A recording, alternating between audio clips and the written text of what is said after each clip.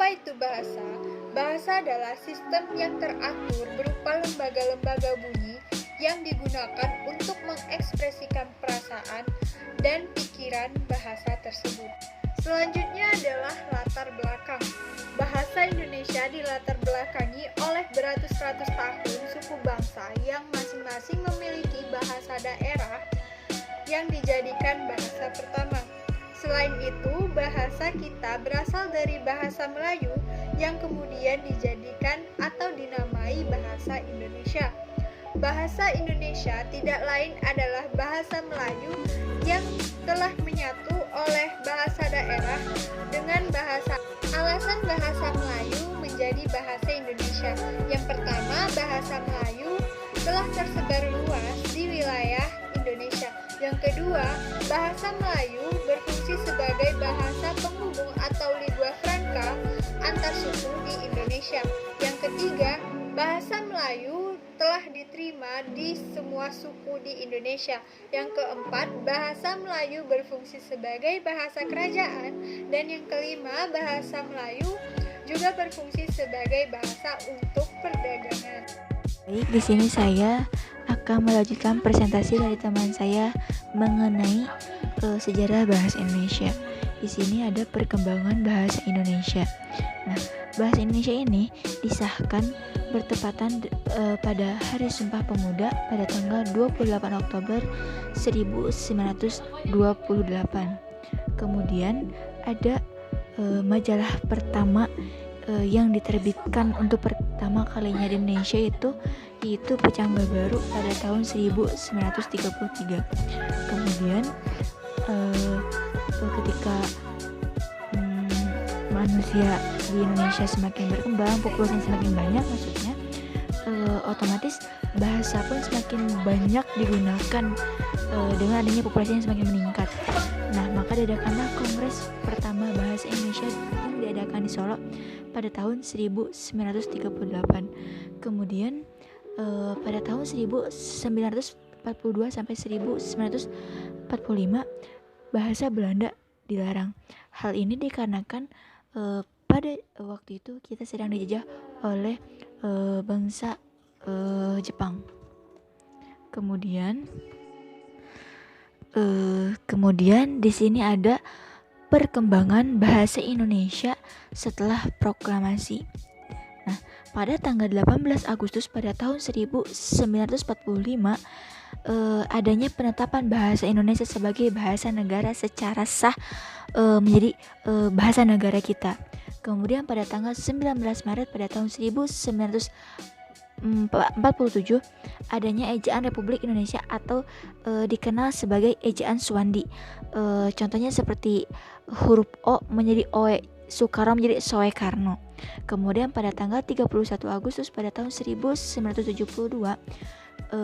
adanya pedoman umum ejaan bahasa Indonesia yang disempurnakan dan pedoman umum berbentuk istilah atau sering kita kenal dengan EYD. Hal ini untuk memperbaiki tata cara kita dalam berbahasa. Kemudian pada tanggal 28 Oktober sampai 2 November adanya Kongres Bahasa Indonesia yang kedua di Medan. Kemudian pada 4 November pada tahun 1978 adanya Kongres Bahasa Indonesia ketiga yang diadakan di Jakarta. Kemudian pada tanggal 21 sampai 26 November pada tahun 1983 diadakannya Kongres Bahasa Indonesia keempat yang diadakan di Jakarta.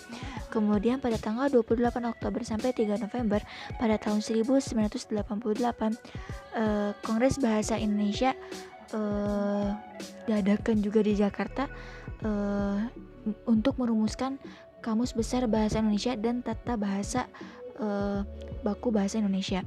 Kemudian pada tanggal 28 Oktober sampai 2 November pada tahun 1993 adanya Kongres Bahasa ke-6 yang diadakan di Jakarta.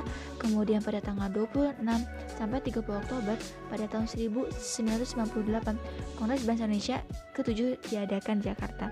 Kemudian pada tanggal 14 sampai 17 Oktober pada tahun 2003, Kongres Bahasa Indonesia yang ke-8 diadakan di Jakarta. Kemudian pada tanggal 28 Oktober sampai 1 November pada tahun 2008, Kongres Bahasa Indonesia ke-9 diadakan di Jakarta. Nah, untuk selanjutnya ada Kongres Bahasa Indonesia ke-10 yang diadakan di Jakarta pada tanggal 28 sampai 31 Oktober pada tahun 2013, dan kemudian Kongres Bahasa Indonesia ke-11 di Jakarta pada tanggal 28 sampai 31 Oktober pada tahun 2018.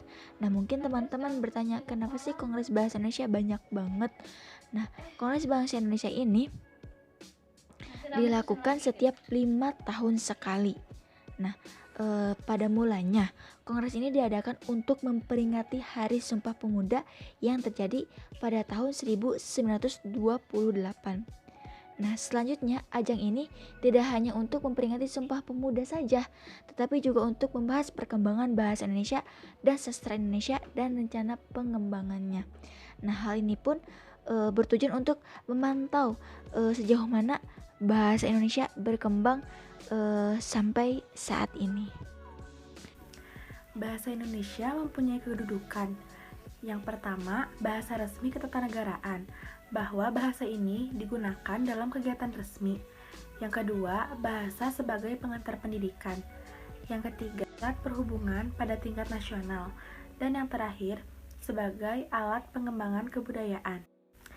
Selain memiliki kedudukan, bahasa Indonesia juga memiliki fungsi. Yang pertama, bahasa Indonesia sebagai bahasa nasional, berfungsi sebagai lambang kebanggaan nasional, lambang identitas nasional, alat hubungan antar warga, daerah, budaya, dan sebagai alat yang memungkinkan penyatuan. Fungsi yang kedua, bahasa Indonesia sebagai bahasa negara, berfungsi sebagai bahasa resmi kenegaraan, bahasa pengantar dalam pendidikan, alat berhubungan pada tingkat nasional, dan pengembangan alat kebudayaan.